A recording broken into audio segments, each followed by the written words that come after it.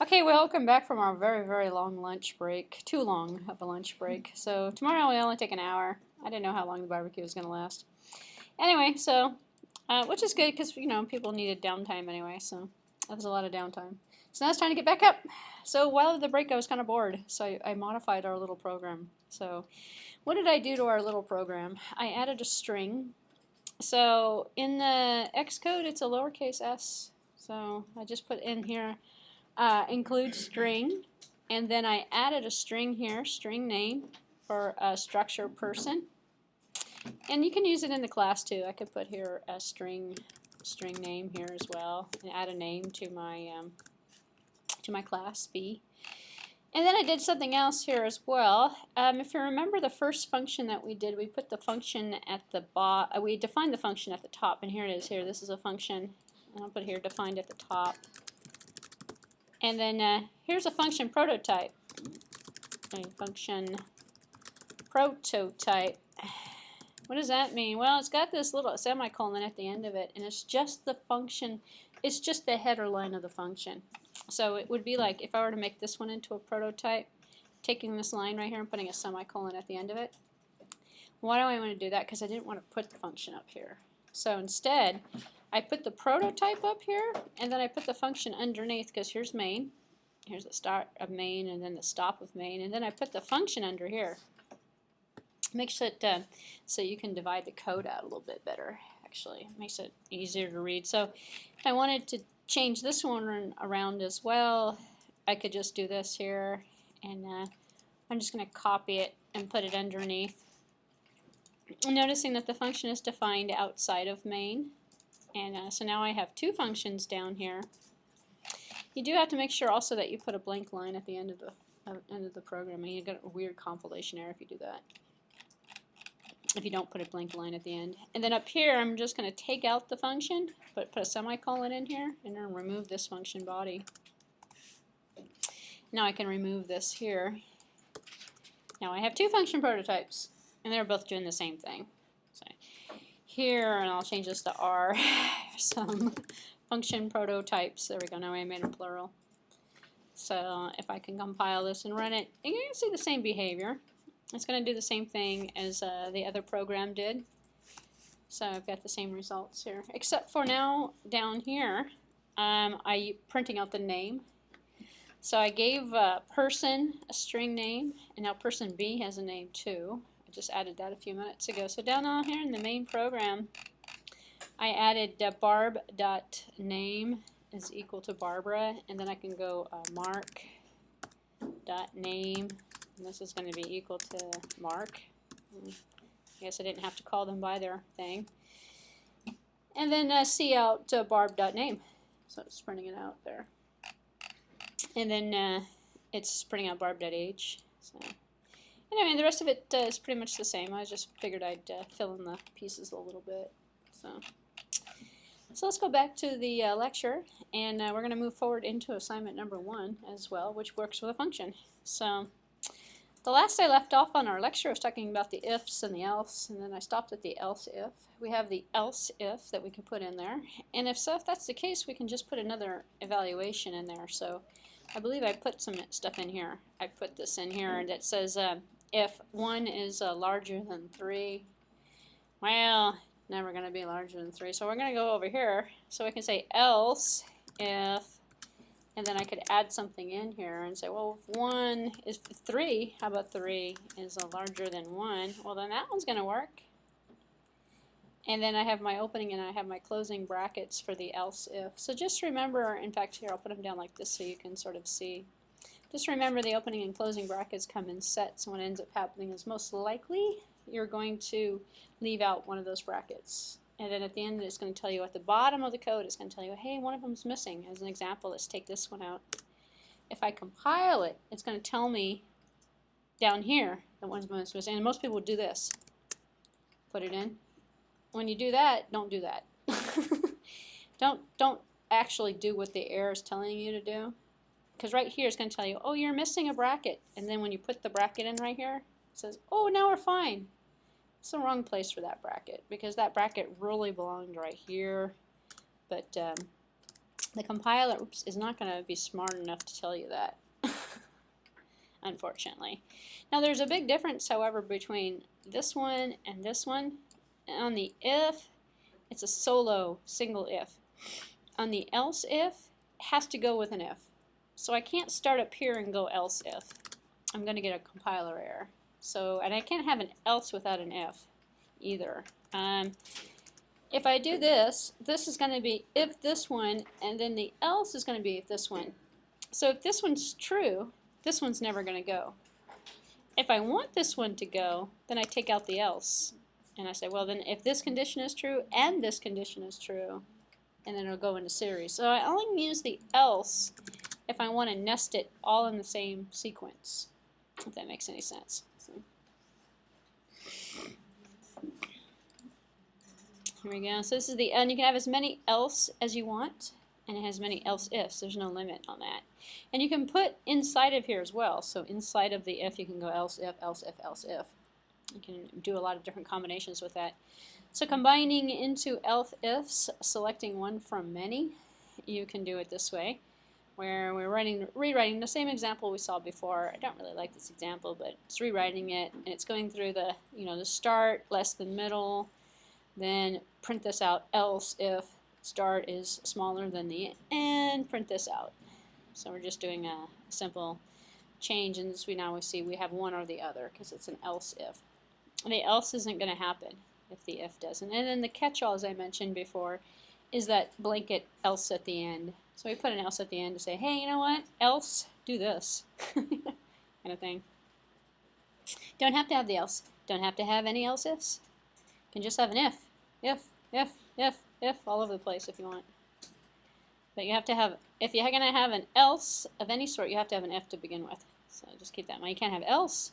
Else what? Doesn't work that way. So here's an example of the catch-all at the end. If this one doesn't work, that one doesn't work, that one doesn't work, none of them work. If all else fails, then go to the end, which is where that expression actually comes from, if all else fails. Which I recently, you know how many years I've been saying that expression, and recently, like maybe about a year ago, I was doing this lecture at a different school actually, and I went, if all of the else's fail, and I went, wow, if all else fails. So it's an American expression if you're not familiar with it, that it's like, when in doubt, leave it out. When all else fails, it's like, when all else fails. When all the else's fail, the last else happens. It's the default. It's the de facto default that happens in the end. Well, it's like that expression de facto standard. And you come up with a de facto standard. So you have to be an English-speaking person to appreciate that expression, I guess. And a C++ programmer. So, it took me up until about a year ago before I went. I was like, I just had this like moment of like clarity. when all of the else's fail. When all else fails. Here, all the else fails. When all else fails, always try this one. Okay. So people use that expression all the time. Like when you're trying to catch a bus. Well, when all else fails, I can always catch the later bus. I can always walk. I can always do something else. So what we need in here is instead of else on the end, we need always. Yeah. It's just like the switch case. And here's the switch case. All right, so let me tell you the difference between the all else's and the fails and well, nothing's going to fail on us, hopefully, but when all of the else's fail and the switch cases and all the differences between the two, this is a one-way out. One way in, one way out. The ifs and the else's, one way in, one way out. This case and switch, one way in, multiple ways out. That's how it was originally designed. However, people make this switch case, or switch, it's really called a switch statement. You have case number 1, case number 2, case number 3. They make it a single out by putting breaks in there. Because the original design of this, and the reason why it exists in the language, is because you want multiple selections to go out instead of just one. And you'll get multiples if you don't put the switch in there, if you don't put the break in there. So here's what it looks like. It's a simplified version of the else-if statement for primitive data types. Try to find a match. Once a match is found, it will keep going until it sees the break keyword. So it finds where it matches and it does everything else underneath it. So you have to organize the output if you're going to have it do that, or tell it to stop by putting in a break. So we're going to switch something. What are we going to switch? A particular variable that we're going to look at. So let me write it out here because then it'll look a little bit clearer. So underneath my else's and my ifs here, I'm going to put, do we have any data here? Oh, actually, here, we'll just do it this way.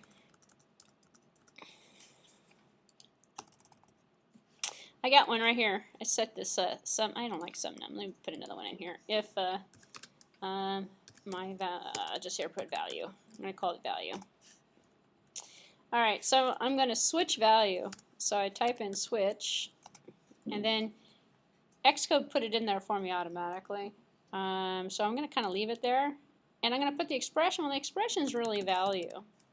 I want to switch value. And what do I want to switch? Well, value is going to be an integer, and I'm going to say here, value is going to be equal to 10. I'm just going to set it at 10. And so if I switch value, then I'm looking for what numbers could be in there.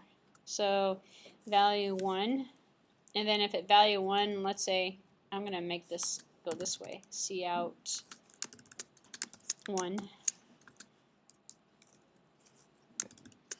Oops. And then get rid of this here. And I'm not going to break it. Maybe I'll make this in increments of, I'll make this one 5 instead. I'll make this one 3. How's that? Otherwise I'm going to be typing too much. And you see, this is what the default structure looks like. We're going to switch a value, and then we're going to go case 1, case 2, case 3. And then we have a default. And I'm going to go here, see, none of the above.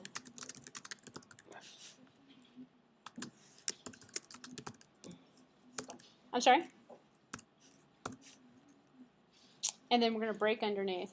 So what we could do here in this, make this a little bit clearer here, I'll show you the break. We could put it all on one line, or we could do this with it.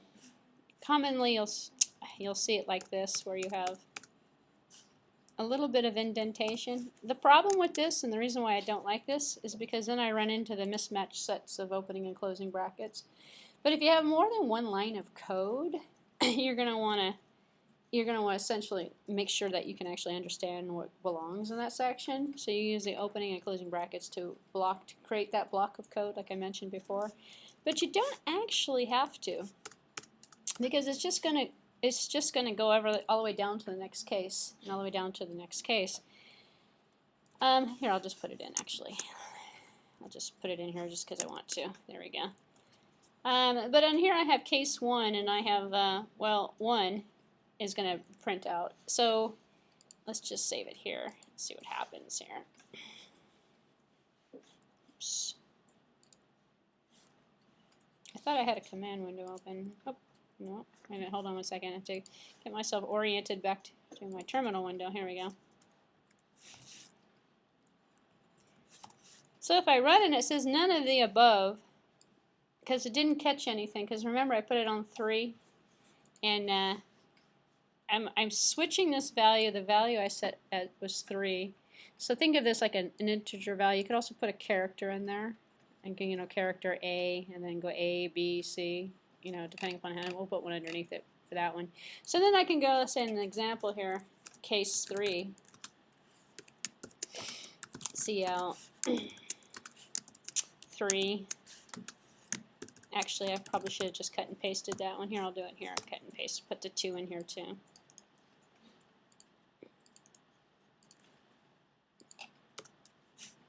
So I have 1, 2, and 3. And 3 is going to work just fine. And 3 is going to print out 3 if I run this.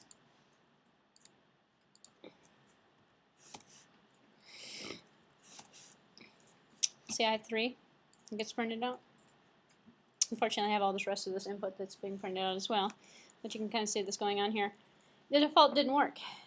Only 3 printed out. So the default's going to happen if nothing else happens. Or, as an example here, let's pick this one as 1. Whoops. This one's supposed to be 2. Yeah. So now I changed the value to 1, so it's going to stop right here and it's going to print out 1, but let's see what else it does. So if we save it, compile it here, run it. 1, 2, 3, none of the above.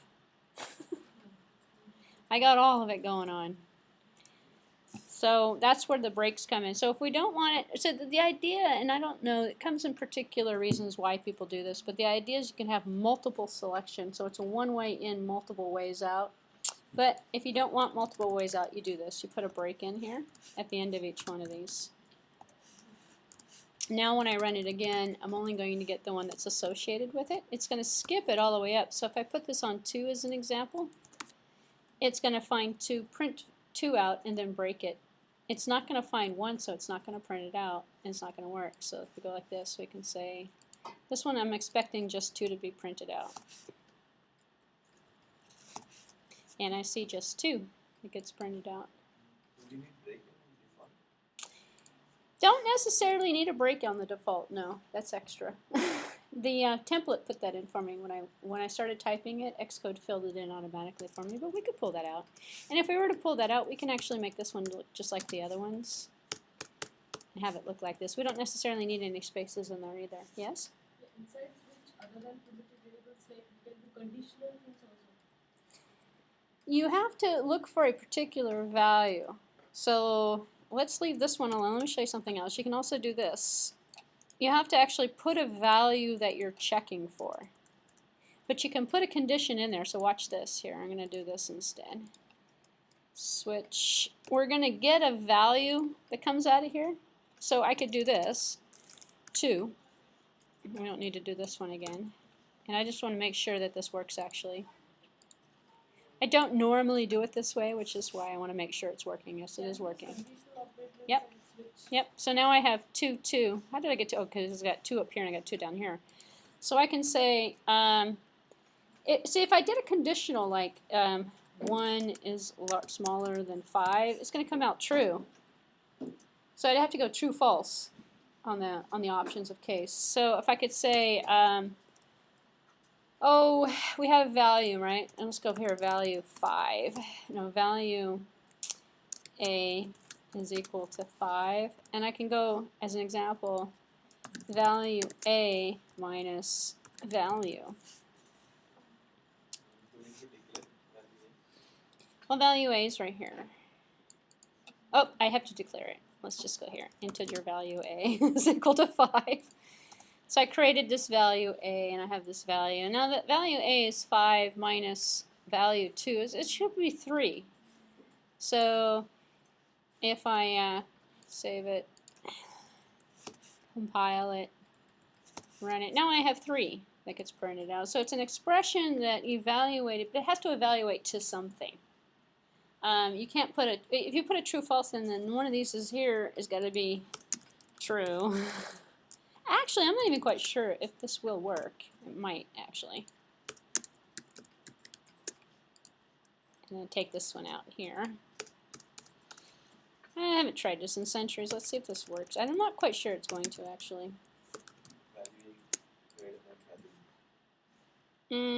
Case true, case false. Should come out true. Nope, you can't. See, true was not declared in the scope, so it's looking for a variable. So I can say this. I can say Boolean my height, no, my value is equal true. And let's put my value in here. I don't know when you'd ever want to do this, which is why, you know, I'm doubting whether or not I need to even be doing this right now, but no, it's not going to work. True is not, yeah. True, yeah, no, we don't want to do that. We can do 0. Yeah, then we're going back to integers if we do that. Actually, this should have been, then we're going back to integers. So if I wanted to test for a Boolean, I could do it this way. I'm sorry? And then go back and forth between 1 and 0. We should always use an integer, like use 0, 1, 2, 3. You can use string as well, right? You can use characters. You can use integers. I don't believe you cannot use a string with it. So as an example, Boolean works. It has to be a single value, single comparison. Something where you can do this with. You can say, let's say as an example, character my character equals A, and then I can put my character in here, and then I can go A, B, as an example. And that, let me just make sure that this compiles correctly. I have, oops, don't have any syntax errors with this. Yeah, that one's going to work. And then this one's going to print out, well, the wrong output. It's going to print out 1, when really it should print out A. This one should print out B. But if you can do a comparison with it, for example, if you can do the equals with it, which is what this is doing. This is doing an equals comparison. If it works with a comparison, which you can't do two strings. You can't say string A, string B. Does string A equal string B? It's never going to equal. It's two memory addresses. So that's not going to work. But something that you can use for a comparison with an equals will work. Everything, it's not limited. So just on primitive data types, however. So. Any other questions? Those are good questions, by the way. See, I never know, you probably would not use a case switch for a Boolean ever, which is why I kind of like went, I don't know, we'll try it out. I've never seen it done before. I mean, I have seen it, but here's the A's. So here we have the integer value being put in here. You commonly see it with integers and characters. It can be lowercase, higher case, whatever it is you want to do. So, and here it is here with the numbers again. The default keyword that we saw. So the default's the catch-all if none of them else work, or if one catches and we don't have any breaks on there. So there's no need to put a break on a default. All right. So here we have there's no test on the default either. It just prints default, whatever happens to be the default. So outside of flow control, we have iteration. Iteration is going over through loops. So flow control is constructs such as the if, else, the case, the switch, and then this is actually true for most programming languages. By definition, iteration is looping. So we have do while loops, for loops. The for loop is the one that's probably the most commonly used, especially with arrays and things of that nature. One thing that computers will do is repeat commands over and over again. So we can do three kinds of loops. We have a for, a while, and a do while. A do while is a do something. While something exists, do it again. So this one is a check first. A while is only if a condition exists. There's no test first. So it's a post-test versus pre-test syntax, but most people don't understand what that means.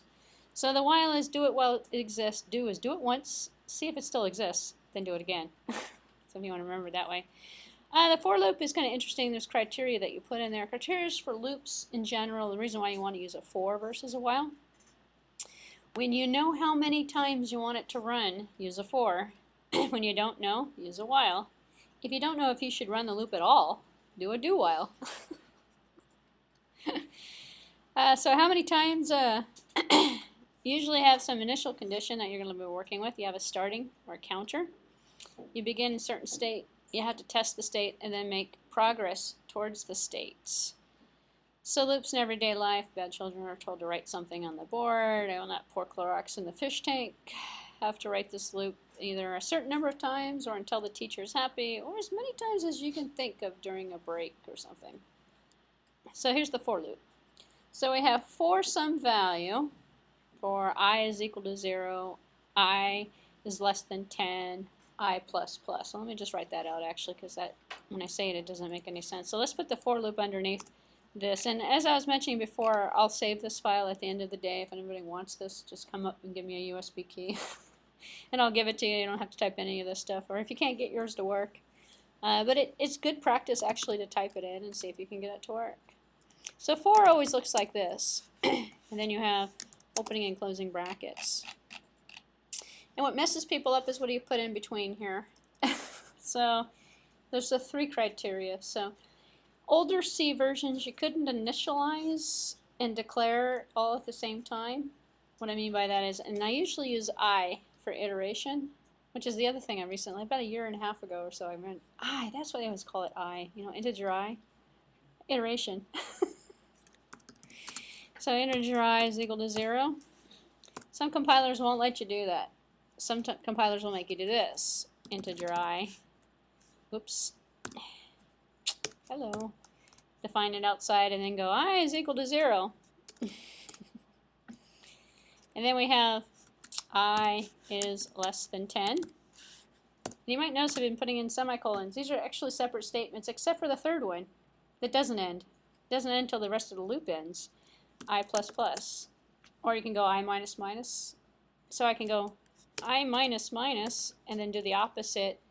I is larger than 10. Well, I can go up or down. Yeah. Start from 10. Well, I is smaller. No, I is larger than 10. 10. I minus minus. I don't think that way though. Larger than 0. You're right. I minus minus. I think this way though. I think I is equal to 0. I is smaller than 10 because we want to go 0, 1, 2, 3, 4, 5, 6, 7, 8, 9, and then I plus plus. You can also do this if you want to plus plus I, but it doesn't make any difference in this context. For those people who are brand new to programming in general, and you're looking at this plus plus stuff, this means I plus plus means is equal to, or if I was writing it in syntax terms, it's I plus 1, I plus 2, I plus 3, I plus 4. It's plus plus increments by 1. So plus plus I, increment, then evaluate I, then increment by 1.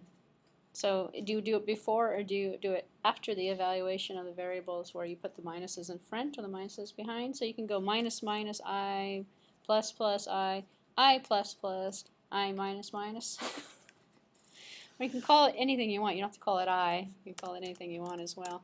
So what's this one going to do? You're going to see out, as an example here, we're just going to see out I. How's that? And we'll put a little space in here in between the I's that we're seeing out. So now we're going to see out the I's in this case. So we're going to get 0, 1, 2, 3, 4, 5, 6, 7, 8, 9 something. 9. It's going to stop on 9. If I can find my terminal window again. There we go. Oh, do I have a message here? I do. What do I have in here? Oops, I have a typo. Somebody didn't tell me about the typo. It's okay. Occasionally I have to find them myself. Usually my students point out the typos for me.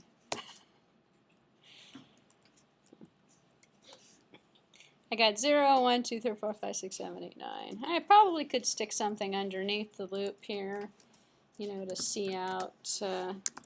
Oh, I don't know. Here, we can do that this way, actually. Put a line return at the end. So that's a combination of C++ and C. So I got a line return at the end now. So. You know, you can actually do this with an end line as well. So I can put an end line instead of doing that. But I just decided to show you that because why not? So now we have I bring printed out. We can also do this. We can also go integer I in the loop, actually, and just initialize it in here. Why do you want to do that? Because some people have a tendency to use the same variable over and over and over again. And the scope of integer I is just in here. Which brings up an interesting question about variables and when they should be defined. Traditionally, in non-object oriented, in regular C, you're supposed to put all your variables up here at the top. And you're supposed to, so you have up here this whole list of, you know, integer A, you know, and then over here you say, this holds something, and then you got float F, and then you got, you know, yada yada, comment over here again. And you put it all up front, and you have a whole block of this, and then you put your functions. Function prototypes usually end up right before main, then you put the data in the main, then you use the data inside of main. So this is inside of main, by the way, as well. If you're going to follow standard procedural kind of formatting syntax, but it makes no sense to learn that because we're going to learn C++ anyway. So, but that's to deal with the for. You can also do this. You can also set, and here's the way we're going to ruin this loop. We're going to say I is equal to 10. Well, yeah, let's make it equal to 10. So inside the loop, we're setting I equal to 10. Well, that's going to destroy the concept. We can change the value of I inside of that loop, no problem, if we do that. Now we got 10. Because I is equal to 10. We're going to print I out. Now the loop's not going to run for us anymore. Well, that's not good. Because what we did was we mixed and matched the for concept with the loop concept. So I'm going to take this guy out of here because, here, I'll just comment him out. We don't really need that in here. And let's try a loop. So if we use a while, actually here, we'll just look at the slide here. Make sure I don't go too far ahead of myself. Actually, let's finish the for in the slide. So we have the syntax I just showed you. Remember, there's no semicolon at the end. That's the increment. And everything that's going to happen iteratively is going to happen inside of this loop. So if we were to run through this scenario here, write a sentence 1,000 times, no problem. We'll write a C++ loop to do it. And in here we got 1, I will not pour Clorox in the fish tank. 2, I will not pour, and do it 1,000 times. So if you're a smart kid and you don't want to write it on the chalkboard, you can write a computer program that will solve the problem for you in 2 seconds. Unfortunately, when I was a kid, they didn't have computers, so but I never poured. We didn't have fish, so I didn't pour Clorox in the fish tank. So I never had to do this. So I may not know how to do it. But to most students, if they had to, couldn't write something.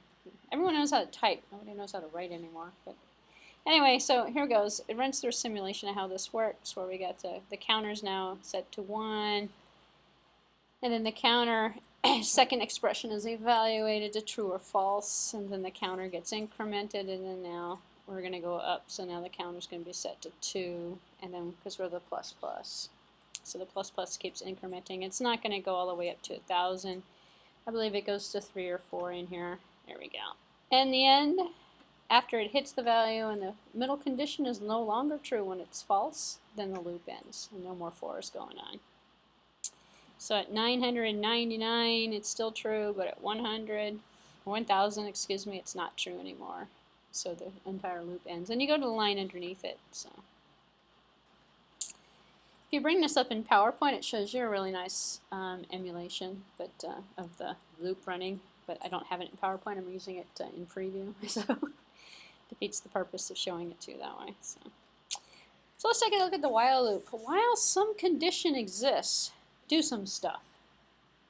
So isn't it kind of like the for and the while are pretty much the same, except for we're going to put the condition inside of the loop instead of outside of the loop. So let's write a while loop. And it's usually while, well, it looks like this actually. In fact, my code here, actually let me take out this because I don't like this little stuff that puts in here. But the expression looks like this. As filled in. So I can say here while I is less than 10, and here I'm going to put here I, integer I. This is going to be an interesting test. Let's put it at equals 0. Integer I is equal to 0, and you might notice, well, I'm reusing I again because this I and this I are 2 different I's, but it doesn't really matter. But it might be interesting to see. I want to make sure this actually is not a redeclaration. It should not be. It's not. So it's 2 separate I's. But you never know. Sometimes compilers will consider this in the same scope. So that's why I checked it. And some of them won't allow you to do this anyway. You can't initialize it and declare it all in the same construct. But this one's letting you do it. So now, if while I is less than 10, we're going to see out, I'm going to break this code actually. I'm going to see out I.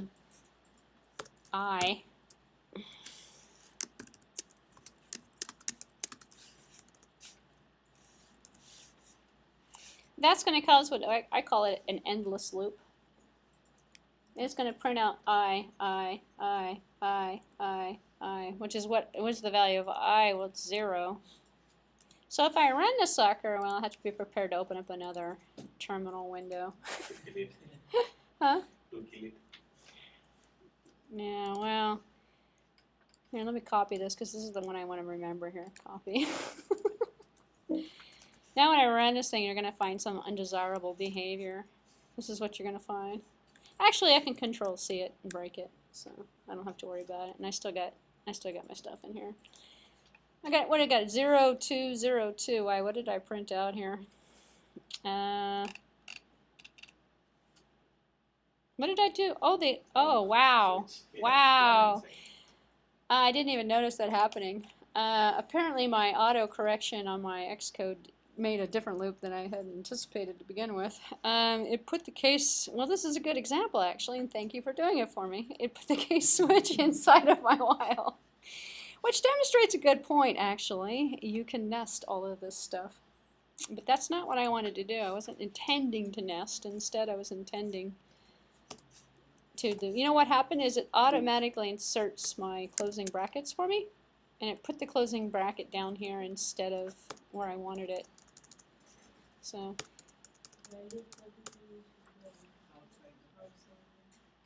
oh, you're right, thank you.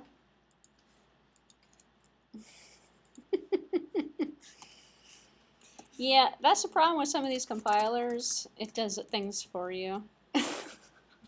So now if I run it, it's definitely fixed, but it's still got a problem. I mean, it's still gonna do this. That's what I was expecting for it to do actually, because I didn't put a line return at the end of it. So I'm gonna Control C out of that. That was gonna run on forever actually. Not gonna cause a problem. However, if I made a recursive function out of this, I'm gonna show you recursion in a few minutes. We're going to break it completely actually at that point. So recursion is a function that calls itself, which is a different type of, it's not iteration, it's not looping, it's recursion.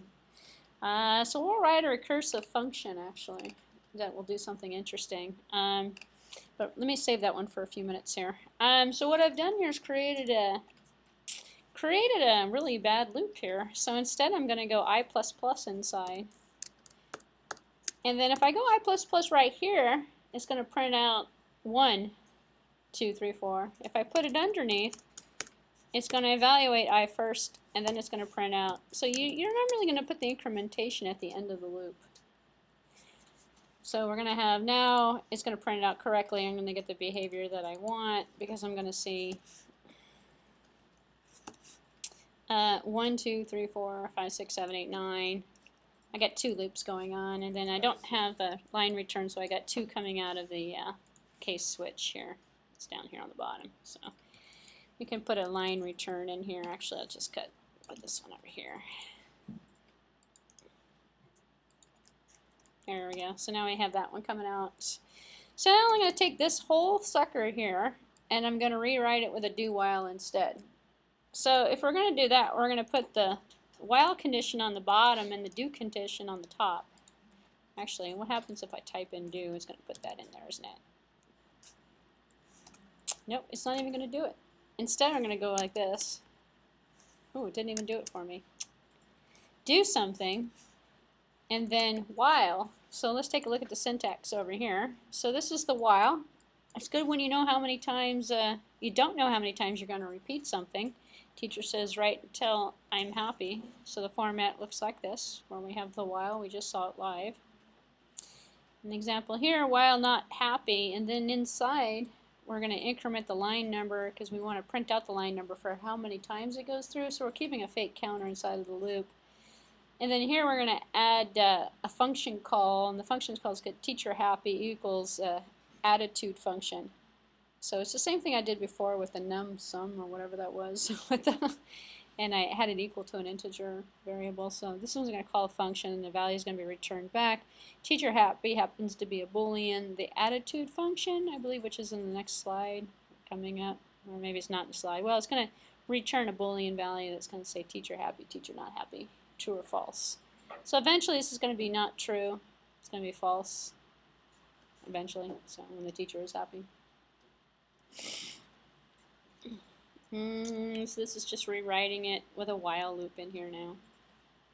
And the slide said it's made for PowerPoint, so it'll go through goes through a little demonstration of the while loop.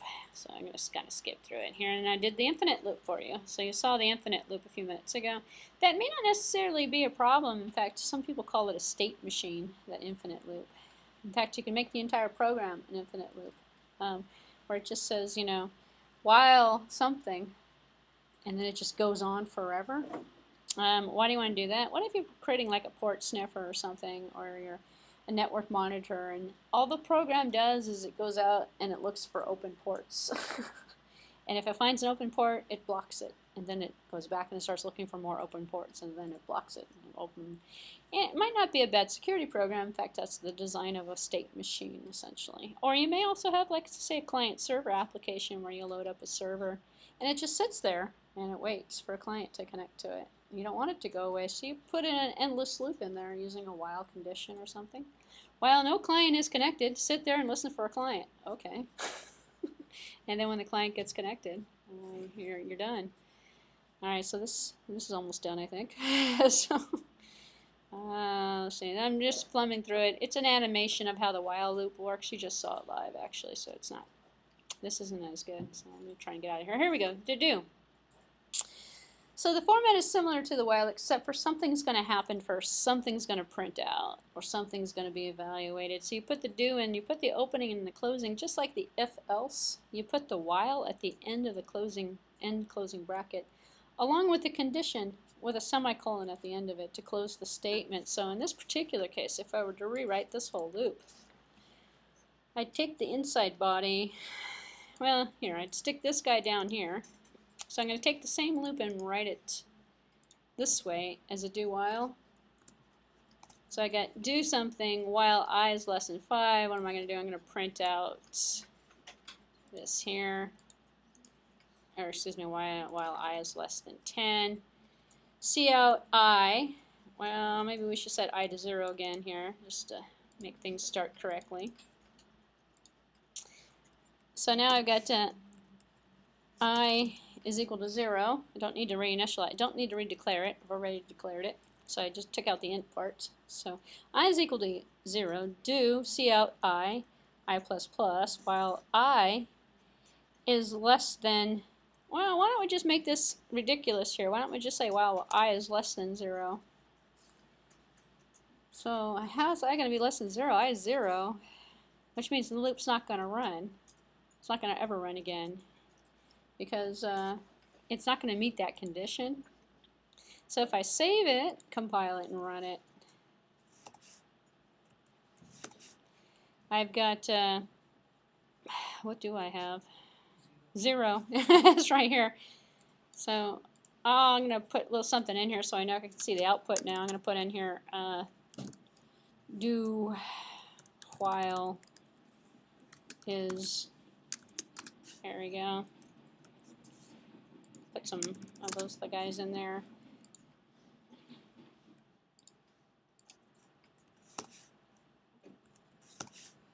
So now I got the do while is 0. Well, I got the 2 from the case. So here, we'll just do this. This is for those people who might want to take this file home with them. I'll put here, actually, if I wanted to be smart about it, I can go like this. I can go out, see out, and then case output is, and then just leave it open, because the next line that's going to be printed is going to be one of these guys. So, which I could have done in the same thing as on the above example as well. But so now I have the case output is 2, the do while output is 0. Well, that doesn't make any sense. I mean, why would we want to do that? In fact, we can have the same problem again. We can, put anything we want in here while I is, let's say, less than 10, right? But not increment I, and we have the endless loop again. So we have the same problem as we had before. It should produce the same results, which is just going to be a loop of things going around and around in a circle. But this time it's going to say do while is something. Slightly different results, but the same undesirable loop that's going on. Unless it is desirable. So if we put an I++ in there, then we're going to have the same behavior as the other loop that we just did a few minutes ago, actually. It's going to be the same. We got, here it is here. But I have do is 6, 7, 8, 9, 10, whatever. So probably wanted to put that maybe, put this guy here maybe out to change the design a little bit. Here, we'll just do it this way. Because what I'm getting is this inside of the loop. It's going to print out this do while is. So I'm going to take this here, cut it, stick it in here.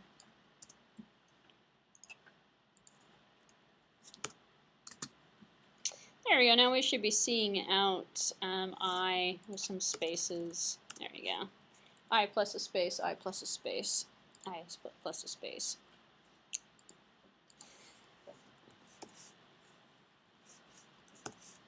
And then, so we have I plus a space, I plus a space. So then we have the expected output that we were looking for. We can also do the same thing. We can start high and go down low by going I minus minus. So the same kind of thing works. So that is the do while. Why do we want that? Because we're going to have at least print out at least one time. The while never going to print out unless the while condition exists. This while condition didn't exist, but we still had it printing out one time. So, which is kind of interesting. So, when you want it to run at least once, you have the do while, and this is what the format looks like. So at least one time. The test is at the bottom instead of the top. And so this is going to show you all the different simulations that go through the do while loop. Again, without actually using PowerPoint, it doesn't make sense to go through it. So, simple rules. For loops are good for when you know how many times you want to repeat it. The do and the while. Do while and while are good for when you don't. All loops have to finish or they become infinite loops. And all loops must have a test to continue or they become infinite loops. Infinite loops themselves. So functions and data passing. Let me show you a function that calls a function. It's a little different than an iteration. It's called recursion. Recursion is very popular in functional languages. We can easily create a recursive function in here, and I'm going to stick the recursive function out here, actually. And I'm going to write it with a function prototype because by the end of today, you're going to be writing in 10 minutes, you can write the day of week program that I'm going to go over next. So the program is not going to be difficult. Nothing for this class is really difficult. So I'm going to call this one. It's going to return a value. Is it going to return a value? Yeah, let's return a value. Integer my recursive func. There we go. And what's it going to take? It's going to take an integer value. Integer a. I'm going to have an opening and I'm going to have a closing bracket. So I'm going to take and create, because I'm putting it down here, I'm going to put the function prototype up on the top here. I'm going to copy it. And this one's going to do a summation. Maybe I should call it summation. Oh well. So up here on my top where all my function prototypes are going, I'm going to put the prototype for this one up here. So actually let's, yeah, I'll leave it there. Call it my recursive function. Really is going to do a summation. So I'm going to give it 5. No, let's see, what does the summation work? 5 plus 5 plus 5 plus 5, no, 10. I'm trying to figure out what kind of logic I want to use for this. I guess I could do factorials. We'll just have it do something. Yeah, well, it'll just add up 5 times. I'll just fix the logic. So in the implementation here, I'm going to do what's called, well, I'm going to create a recursive function. If I create a recursive function, it's a function that returns a call to itself. So if I took in a, and if I did this, my recursive function, and I went here a minus 1, it's going to keep calling itself,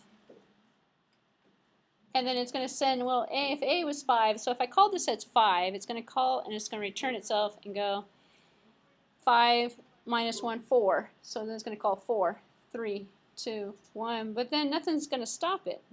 And then eventually it's going to error out because it's going to be sent to, well, actually you can go through the negative values. But usually what ends up happening is this case here. Here, let's just, if I didn't send it any parameter at all, and I did this, let me do it the bad way first. This is a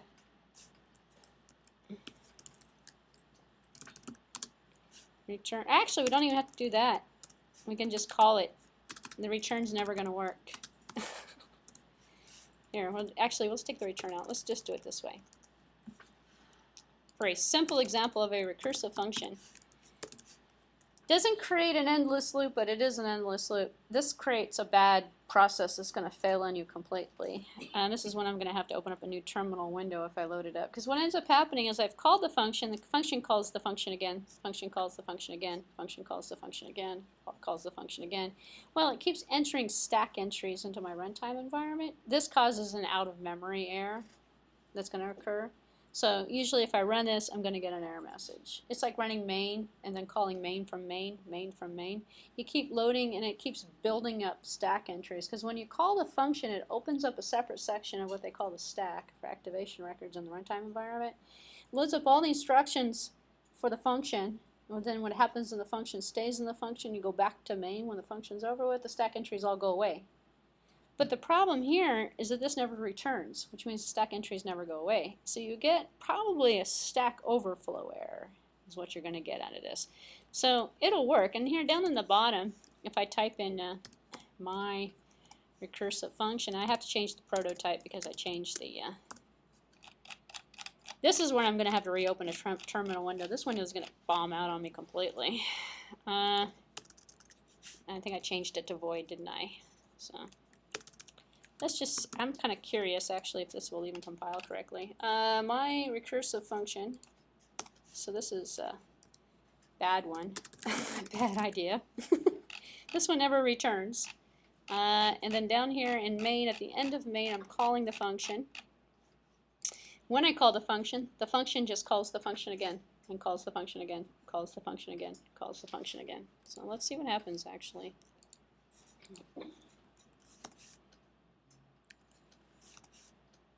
Crash, segmentation fault 11. So, I was expecting a stack overflow error, but we're on a Windows machine, you might actually see stack overflow error. But this is going to be a memory related issue because we're going to run out of memory in the process that's running it. And that happened because when I actually ran the program, it opens up a new process and it runs the program, and then I killed the process essentially.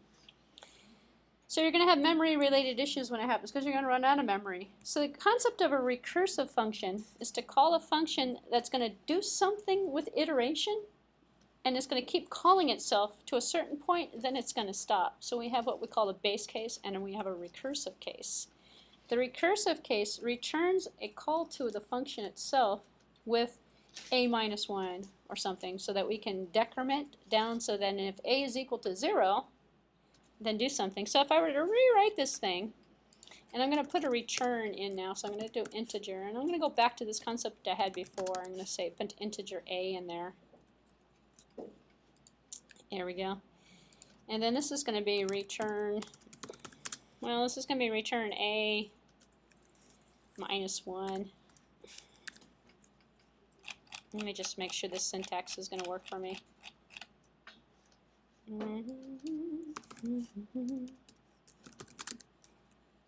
No.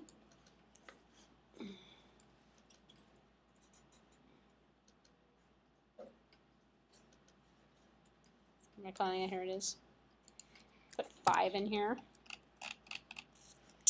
And then I come in here and I say, well then if, and I put a check in here, and I say, well, if a is equal to 0, then return, and then now I'm playing around with the return here, return 0. No, it means end, else.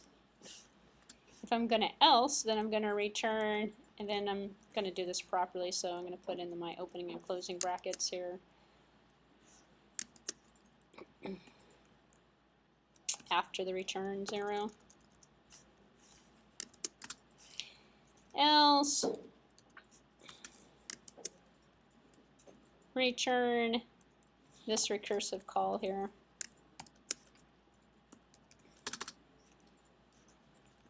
So let's see. Send it 5. But you know what? That's not doing anything. Maybe I should print it out. I'm not going to see. We're not going to see. I just thought about that. I'm like, there's something wrong here. It's not doing anything. Let's print something out to the screen before we return. In fact, let's just print out the cout. Actually, let's put it up here. Oh no, actually, we can't put it up there.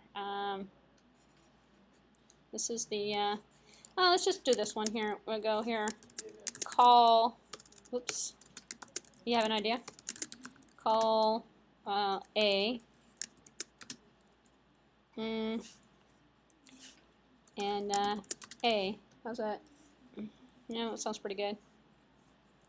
And then we'll put a little kind of thing there. So call A. Well, okay, let's just go. Because it'd be called 0, 0. Well, let's just go here. Call. We'll just put here. Call. So we know it's in the function call. So. Otherwise, we're not going to have anything printed to the screen. We're not going to actually know that it worked or did anything. Oops, I just did anything. So now I have call 5, 4, 3, 2, 1.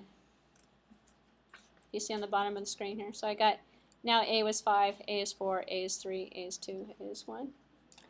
And then I probably should put, like, you know, again, I can probably put one of those line returns at the end. Actually, why don't we do it on the return? So instead of the return 0, we put in here cout. Watch this, a cout. We'll just do it this way, end line. There we go. So we're going to cout an end line, and then we're going to return 0. So we're going to get an end line that's going to occur after we return. So if we do this and we save it and run it. Oops. Now we have a line return at the end, because it's only going to return one time, because A is only going to be equal to 0 one time. It's equal to something else not equal to 0 5 other times. So it doesn't really matter what this is, though this one could be 10 as an example. And if I run it, I've got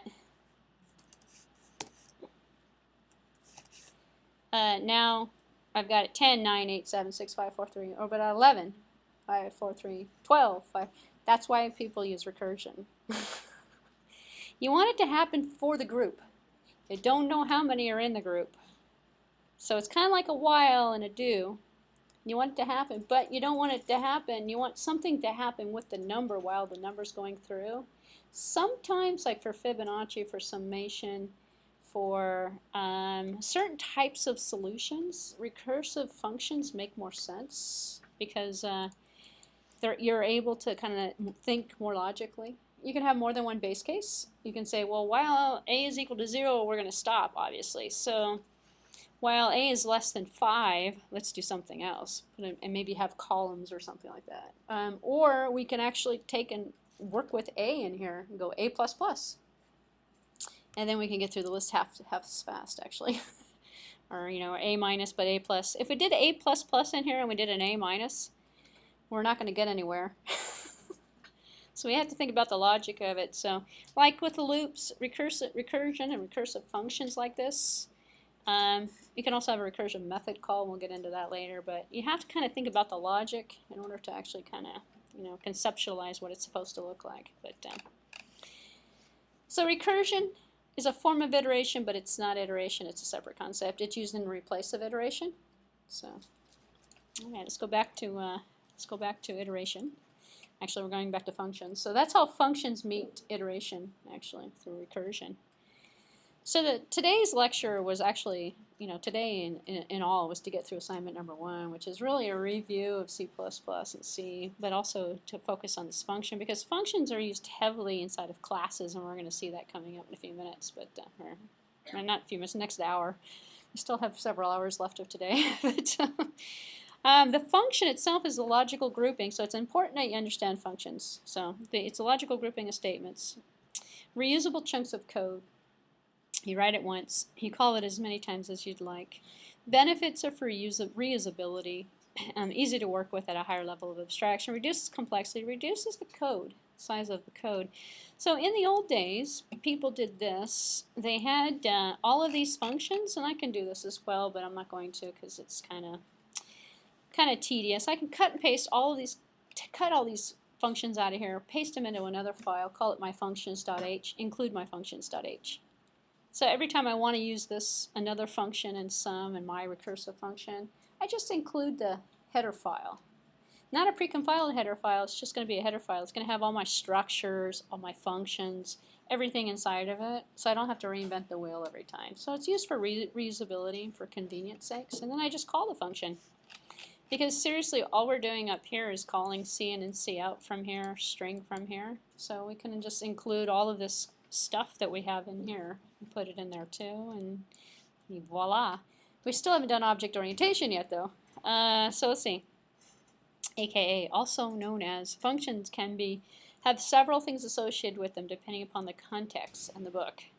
So they could be called procedures, modules, methods. I call them methods because they're methods in object-oriented programming. And TA, can you tell them not to play basketball? Unfortunately, people can't read at this school. There's a big old sign that says no basketball. But I hear basketball. Let's see, we have the behavior, and then we have member functions. I'll sometimes call them member functions as well, but they're functions. So here's an example. We already know what it is because I've shown you an example a couple of times already. But this one here is just taking all this redundant code, putting it all into one function, and then calling the function.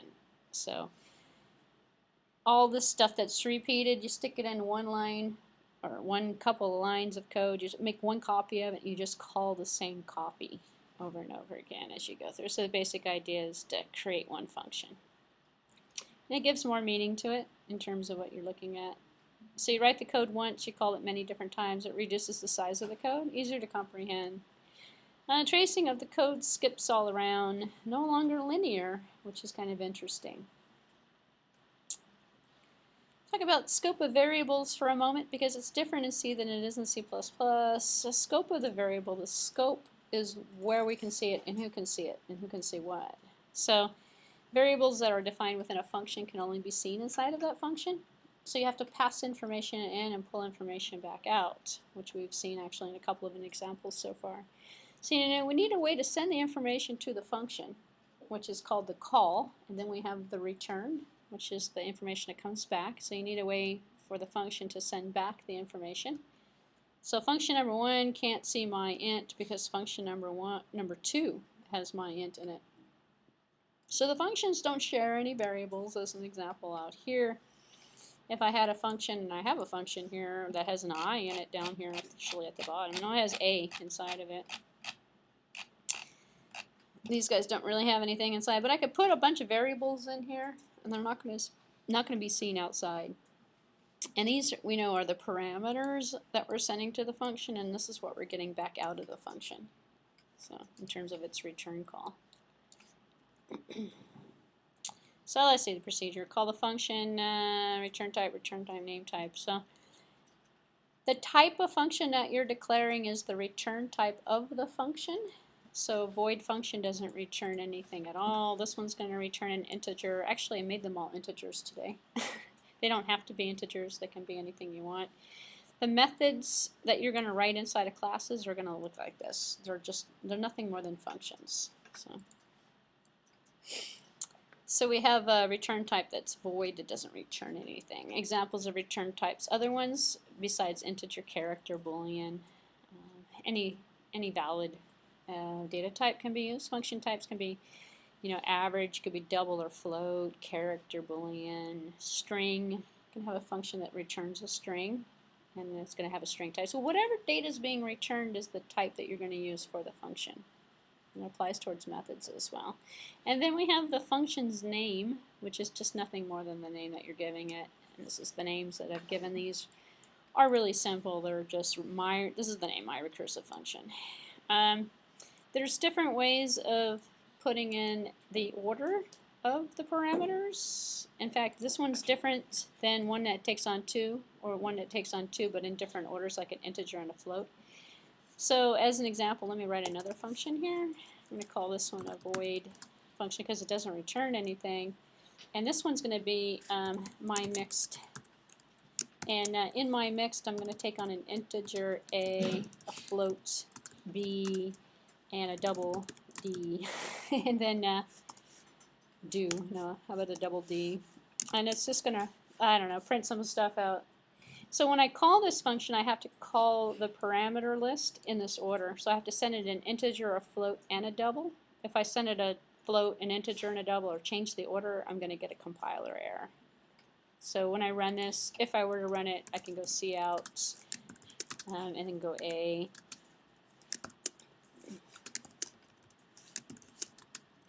And then go B, C, C out to A, B, C. There's no say D. Oh, I need a double D. There we go. Alright, here we'll finish this with a, there we go. We'll just put an end line on the end. There we go. It doesn't have to have a return. It's not returning anything. All it's going to do is that. But when I run it, I have to put my mix up here. So here's the simple and easy way to do it. I'm going to copy it. I'm going to stick it up here. And I'm going to put it underneath my function prototype list up here. You'll see why I'm doing this so many times in a few minutes, because there's no excuses why you can't do the first assignment in 5 minutes time after you're done with this. So let's see, down here in main, I'll just do it at the bottom here because it's easier to see it. I'm going to call my mixed, and I'm going to send it an integer 10, a float 12.2, double 13.5. And I might actually have to specify the F after it, but let's just see what happens actually when I run it. You know what, I can actually just give them whole numbers here. No, let's do it this way. Let's see what kind of compilation error I'm going to end up with. I might have to typecast that number. Oops, that's not what I wanted to do. Undo the paste. I'm going to save it.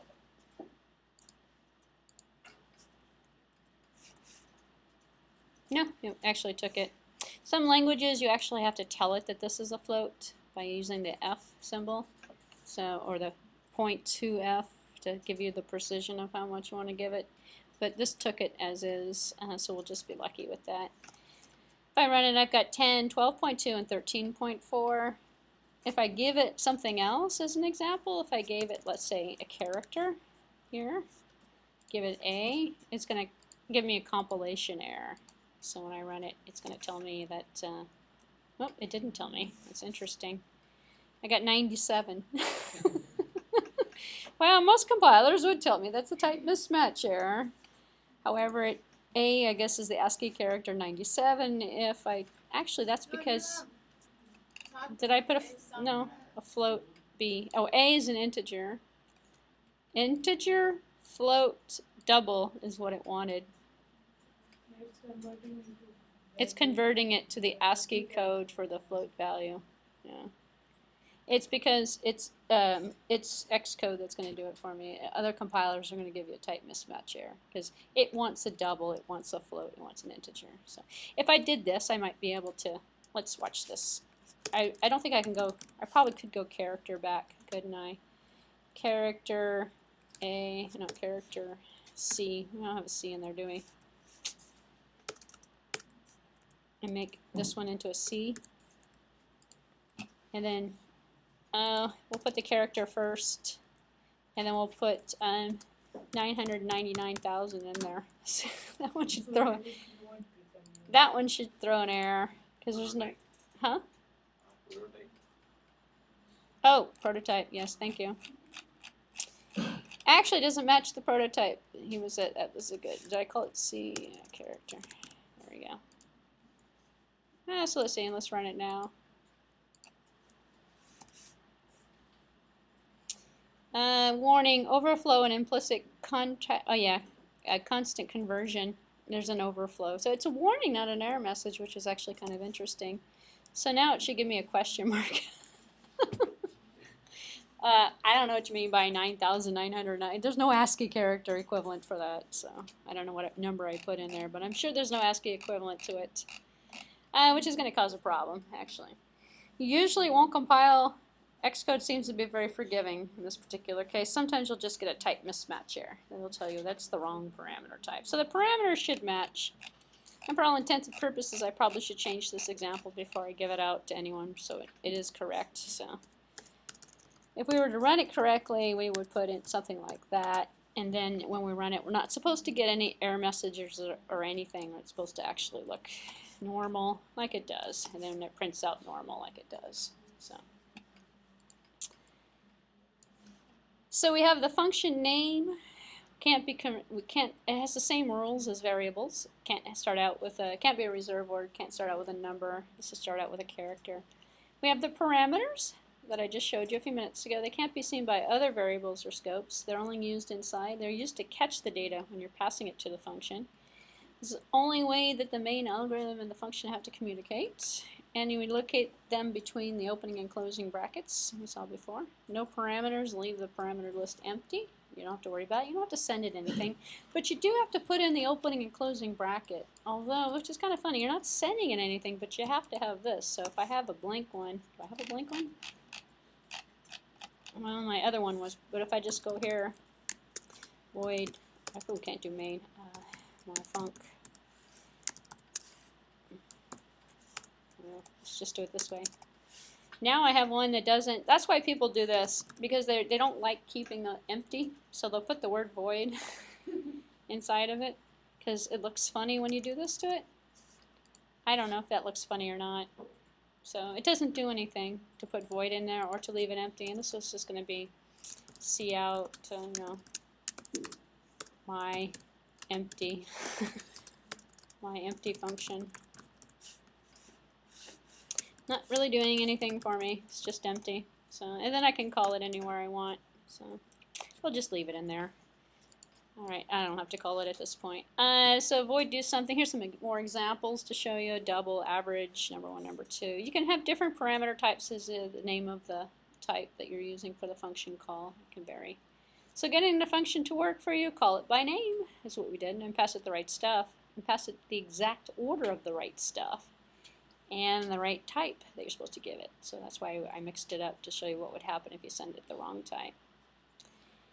And here's an example here where we got the integer number and we got the double and results, and we're going to run them here. And this is the average method. So we just, the average function call. And so we're just running average twice, but we don't have to duplicate all this code.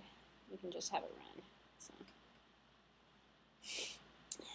And I showed it to you live, so you don't have to watch the little PowerPoint demonstration about how the numbers change when you send it to the function or anything like that. Alright, so that's pretty much the end of the review parts.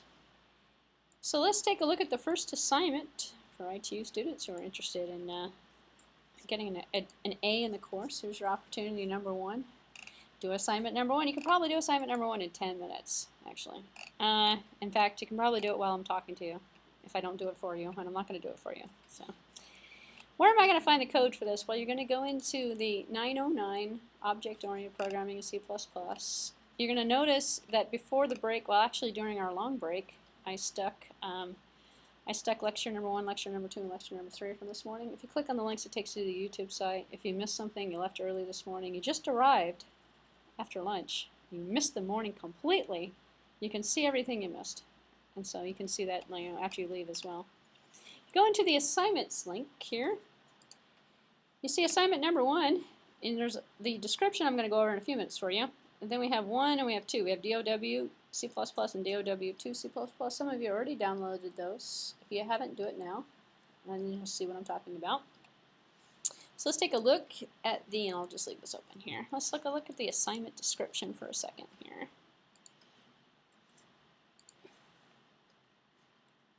Let's go 200%. Oh, that's big. Maybe that's too big. Oh, that's not too big. Alright, so you're probably looking at it on your screen, I hope. But if you are looking at it, what we're looking at is we're designing a program to help you get back into the swing of things. So everything I did today is in this program. So this is kind of just like demonstrate your competency kind of thing. So the main goal is to write some simple function and familiarize yourself with the process of working with the compiler, getting the program to work. So here's your task. You're going to write a complete program for problem number 4 of chapter 8 of the textbook. And some of you go, I don't have the textbook. Don't worry about it. I put it below. So you don't have the textbook, because most of you don't have this textbook yet. In fact, you probably don't have anything yet. Then you are going to use the one down here that says, just in case you don't have the textbook or the current version, here's a copy of the assignment. Alright, so additional requirements. As additional requirements for this program, you will only use C in and C out. And the object in the main function of the program. So you're going to have one main program.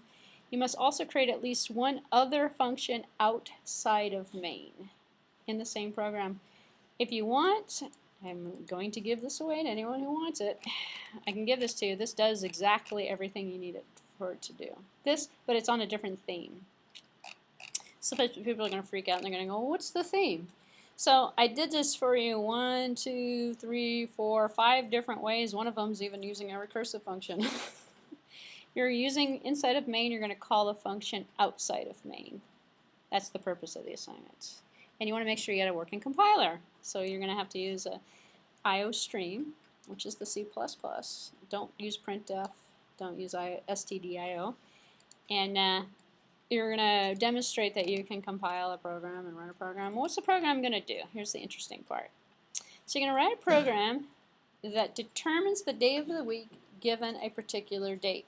So if I said 5/25/2013, it's going to come back and say Saturday.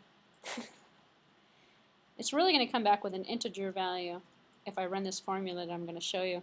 And the integer value is going to be a number between 0 and 7, or 6. There's only 7 days a week. So 0 is going to be, depending upon which formula you use, that's why we have DOW1 or DOW2 or something. We have 2 different versions, 2 different implementations of the same formula.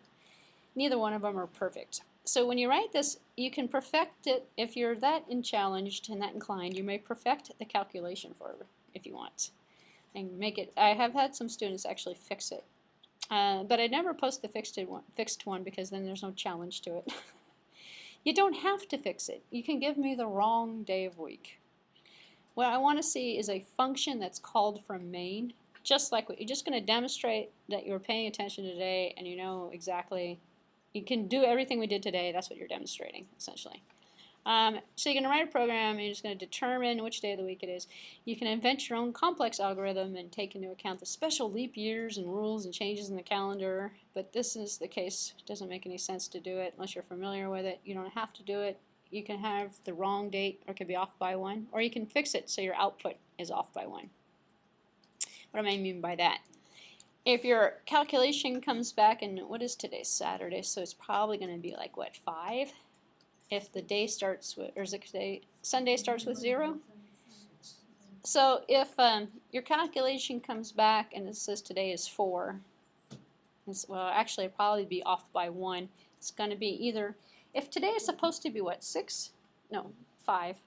If today's supposed to be 5, if we start the week out Sunday with 0, no, today's 6. If today's supposed to be 6, it might come back 5, or it might come back 0. So you can fix it. So when it comes back 5, add 1 to it. If it's off by, it's going, depending upon which calculation you, and we'll test in a few minutes, it doesn't take leap year into consideration. And certain dates past a certain year follow a different calendar, Julian date calendar format. It's faulty. But it does come back with a number. The number is between 0 and 6. So 6 might be, 0 might be a Monday, 0 might be a Tuesday, 0 might be a Sunday. So you figure out what yours is coming back with, depending upon what you do. You come up with a case switch that says if it's 0, then I'm going to say it's Monday or Sunday. If it's 1, then it's Tuesday or Monday. You figure out what day you want it to be. Test it for current dates. It doesn't have to work with all dates. It doesn't even have to work with, it doesn't really have to work at all. What you're going to do is going to demonstrate to me that you can take a number, use a case switch or an else if, and switch it to a day of the week, because the formula is going to come back with a number, and that you can write a function and that you can call the function, and you can use C in and you can use C out. You can actually write a C++ or C program, I should say, which is really C++, but we haven't used classes yet. So what do we got here? In this assignment description, you can read through it on your own. The result's going to be a range from 0 to 6, and 0 representing Sunday, theoretically. You can come through the end of it. The program should take the appropriate use of the value returned by the function and use it to solve the problem and print the date. So it should say, 5/25/13, if that's the number you're putting in, is Saturday. That's the output. I put together some sample programs for you to demonstrate what I mean. So let's take a look at the sample programs. The sample programs are just the formula. There's no extra function call. So if we look at dow.c++, and now I'm going to use dev C++ for all of those people out there who have been anxious to see dev work. It doesn't do as much color coding, and it doesn't look as nice as the Xcode, which is kind of...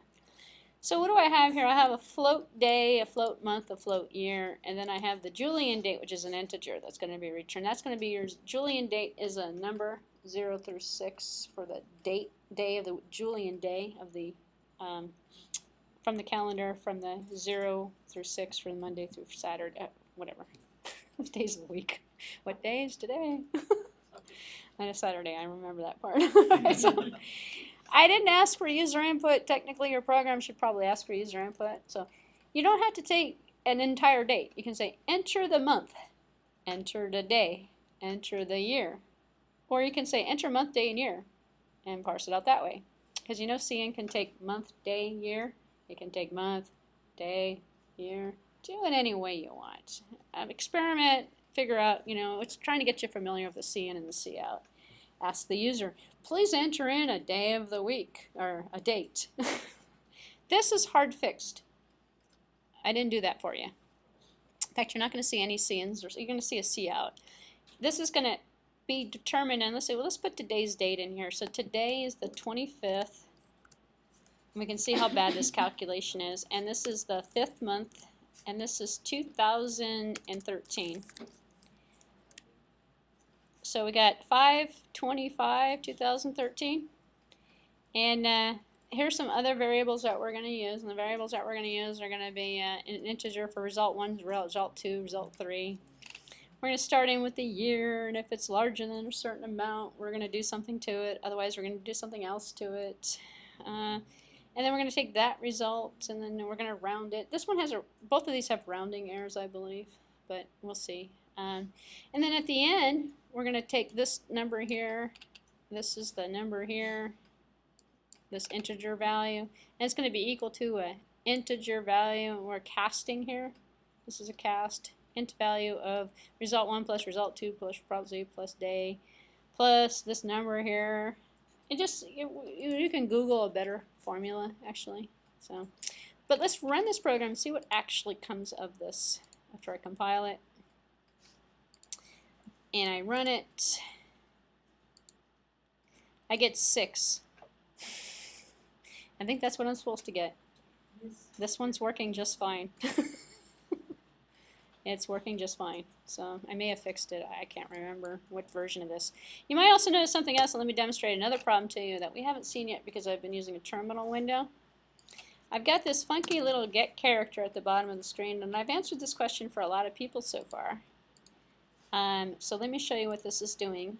If you run dev and you're in a Windows machine, you're not using a terminal prompt or DOS prompt, and you're running it from the GUI, you're using code block or you're using dev C++ or another compiler. Sometimes, I don't know if this happens with Microsoft Visual Studio.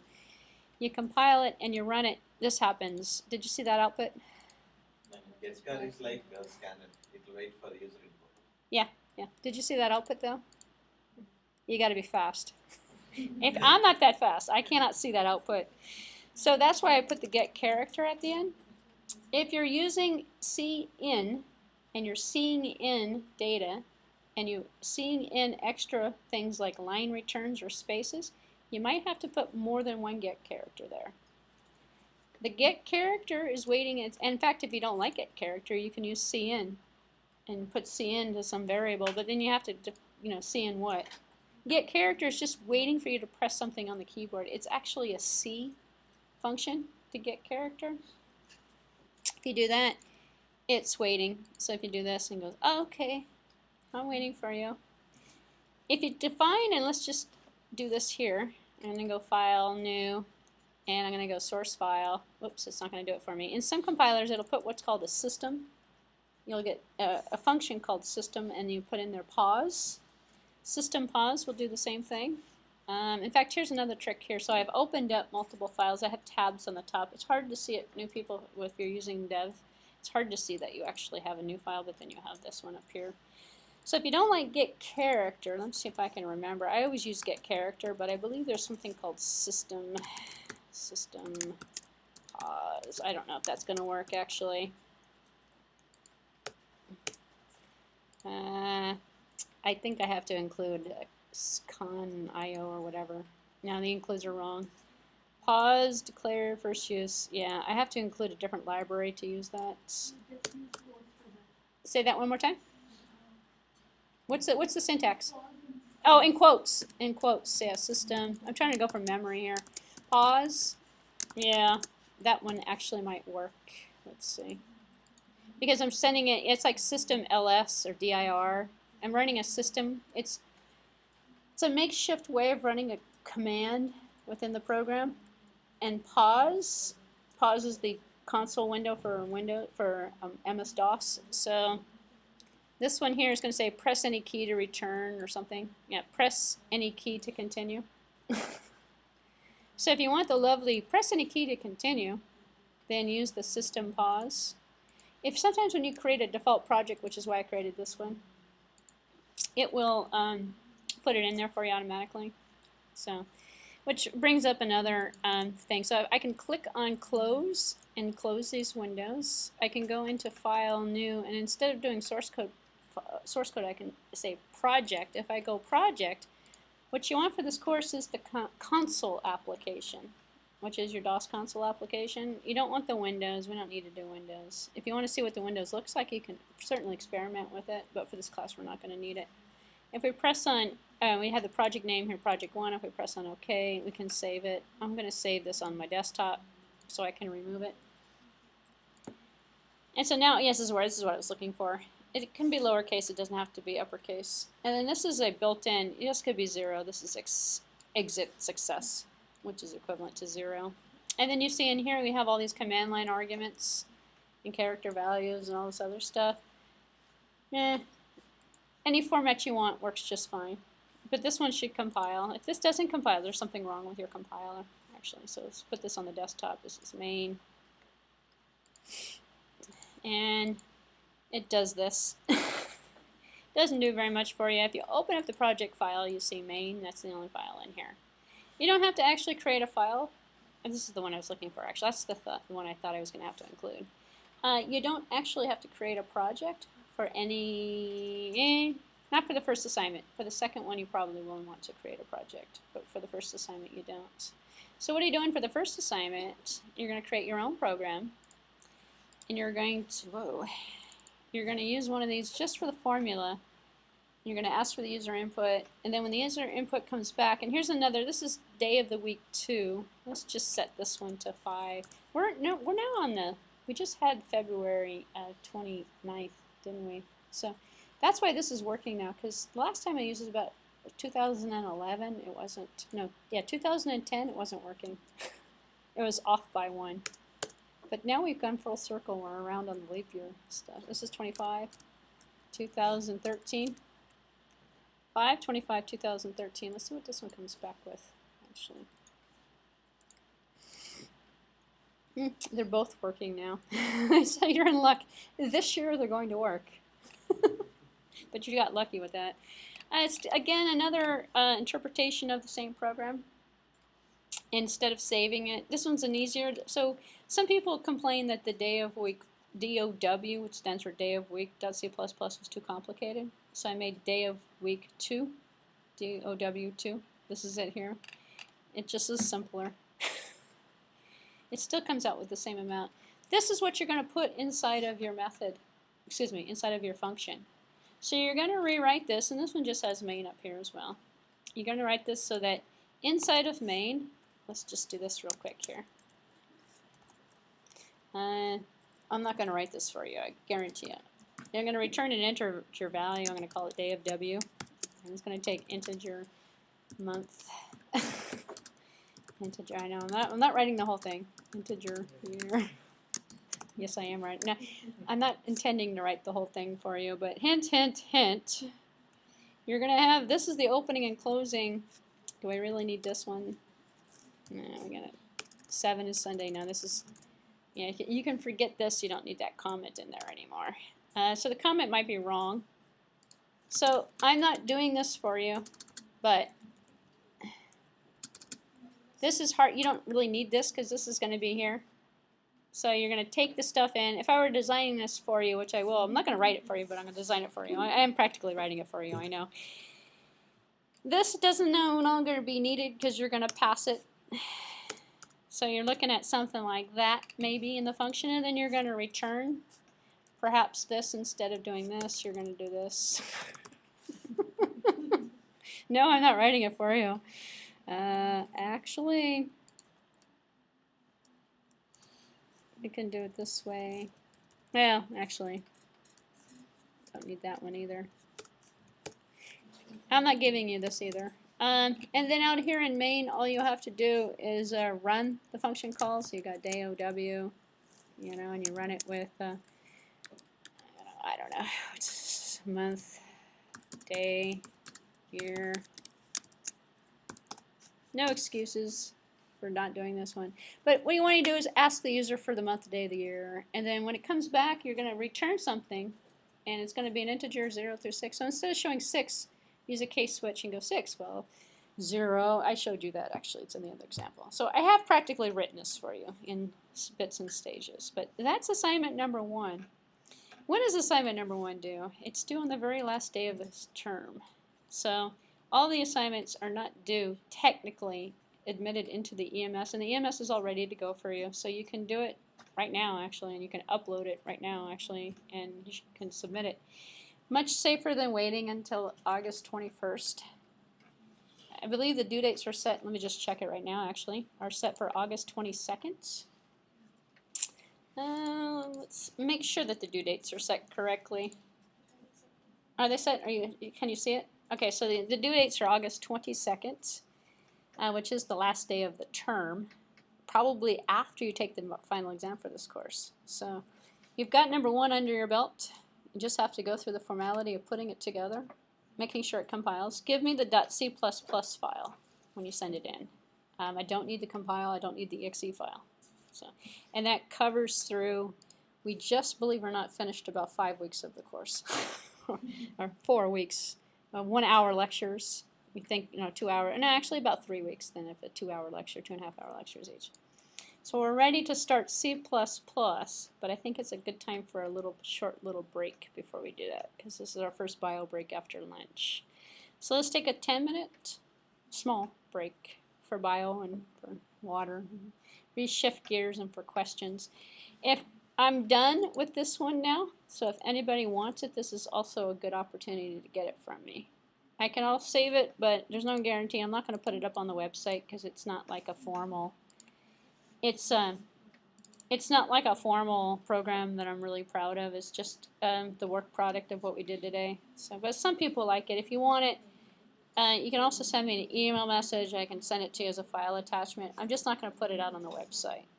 So, or you can give me a USB disk and do it. So we'll take a 10-minute. We'll be back at the 3:40, 3:41. 10-minute bio break, and then we'll start in with C++, and we'll build some classes, and we'll see how C works with C++ and what the differences are. Okay, 10-minute bio break.